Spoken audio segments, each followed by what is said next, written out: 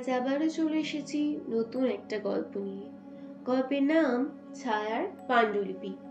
শুরু হচ্ছে আজকের নিবেদন। অরণ্যের মাঝখানে অবস্থিত পরিত্যক্ত ধলেশ্বরী গ্রন্থাগার। এই গ্রন্থাগার নিয়ে বহু গুজব রটেছে এতদিন। কেউ বলে ওখানে নাকি ছায়ারা বই পড়ে, কেউ বলে পাতারা নিজেরাই উল্টে যায়। এইসব তত্ত্বকে বেকার কথা মনে করত দেবদত্তা। সে একজন গবেষক, প্রাচীন বাংলা পাণ্ডুলিপির ওপর কাজ করে সে। তার নিদর্শক তাকে একটা অদ্ভুত পাণ্ডুলিপির কথা বলেন, যা নাকি ওই গ্রন্থাগারে শেষবার দেখা গিয়েছিল। দেবদত্তা কিছুটা উত্তেজনা, কিছুটা অবিশ্বাস নিয়েই গ্রন্থাগারের পথে রওনা দেয়। সন্ধ্যা নামতেই জায়গাটা আরো অদ্ভুত লাগতে শুরু করলো। লতাগুল্মে ঢাকা ইটের দেওয়াল, ভাঙা সিঁড়ি আর কাঁচবিহীন জানালা এক অদ্ভুত নিস্তব্ধতা ছড়িয়ে রেখেছিল চারিদিকে। ভিতরে ঢুকতেই তার নাকে আসলো পুরনো কাগজ আর স্যাঁতস্যাঁতে গন্ধ। ছাদ থেকে ঝুলে থাকা মাকড়সার জাল আলোটাকে গিলে ফেলছিল। হাতে টর্চ নিয়ে দেবদত্তা তাকের পর তাক খুঁজতে লাগলো। হঠাৎই তার আলো এক জায়গায় থেমে গেল। সব তাক এলোমেলো হলেও শেষের দিকের একটা তাক একেবারেই নিখুঁতভাবে সাজানো। কাঠে কোনো ধুলো নেই, বইগুলো যেন সদ্য রাখা হয়েছে। সবচেয়ে আশ্চর্য, একটা বইয়ের ঠিক মাঝখানেই রাখা, সেখানে নাম লেখা ছায়ার পাণ্ডুলিপি। বইটা হাতে নিতেই একটা শীতল স্রোত বয়ে গেল তার মেরুদণ্ড ধরে। মলাটে অদ্ভুত কালো নকশা, যেন কোনো ছায়ার আকৃতি। বইটা খুলে সে প্রথম পাতা পড়ল।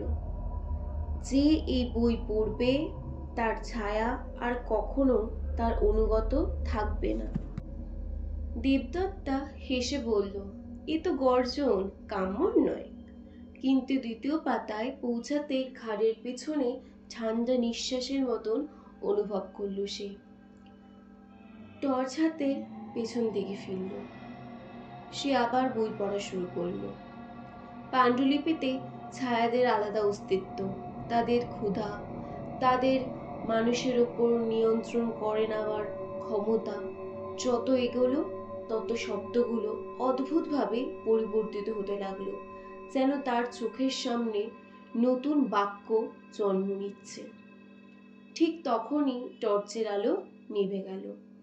অন্ধকার ঘর নিস্তব্ধ হয়ে গেল, কিন্তু দেবদত্তা স্পষ্ট শুনতে পেল মেঝেতে কারোর টুকটাক পায়ের শব্দ। দ্রুত সে ব্যাগ থেকে মোবাইল বের করে আলো জ্বালালো। আলো পড়তেই তার বুক কেঁপে উঠল। তার নিজেরই ছায়া মাটিতে নেই, বরং কয়েক হাত দূরে তার পাশেই দাঁড়িয়ে রয়েছে, নড়ছে, নিঃশ্বাস নিচ্ছে, তাকিয়ে আছে দেবদত্তার দিকে। দেবদত্তা ভয় পেয়ে পিছুতে লাগলো। ছায়াটা তার মতোই চলার কথা, তবু তা তার মতন চলল না। এগিয়ে আসছিল ক্রমশ দেবদত্তার দিকে, মুখহীন, শব্দহীন, তবু জীবন্ত। দেবদত্তা দৌড়ে দরজার দিকে ছুটে গেল। ছায়াটা পিছন থেকে হাত বাড়িয়ে তার গলা আঁকড়ে ধরল। না, সেটা হাত নয়, বরং অন্ধকারেরই তৈরি কোনো শক্তি। সে চিৎকার করে উঠল। বইটা ছিটকে মাটিতে পড়ে গেল। পাতাগুলো নিজেরাই উল্টাতে লাগলো দ্রুত গতিতে। শেষ পাতায় এসে শব্দগুলো যেন থেমে গেল।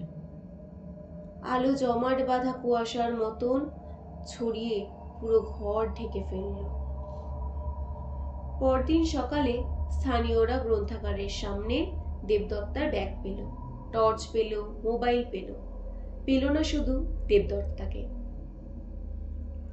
কিন্তু তাকের ওপর নতুন করে সাজানো সেই বইয়ের মলাটে একটা নতুন ছায়া দেখা গেল অদ্ভুতভাবে, যেন দেবদত্তার শরীরেরই মতো। যেন সে শুধু হারায়নি, ছায়ার পাণ্ডুলিপির অংশ হয়ে গেছে।